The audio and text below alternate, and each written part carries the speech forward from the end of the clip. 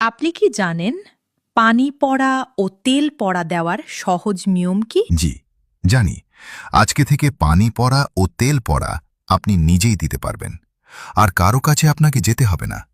শুধু 1 মিনিট সময় দিয়ে এই ভিডিওটি দেখুন। ইসলাম ধর্মে নিজের ওপর বা পরিবারের ওপর কোরআনের আয়াত পড়ে ফুঁ দেওয়াকে রুকিয়া বলা হয়। নিজের সুস্থতা বা সুরক্ষার জন্য নিজেই আল্লাহর কালাম পড়ে ফুঁ দেওয়াটাই সবচেয়ে উত্তম। এর জন্য বড় কোনো কবিরাজ বা অন্য কারো কাছে যাওয়ার প্রয়োজন পড়ে না। প্রথমে বিসমিল্লাহ পড়ুন।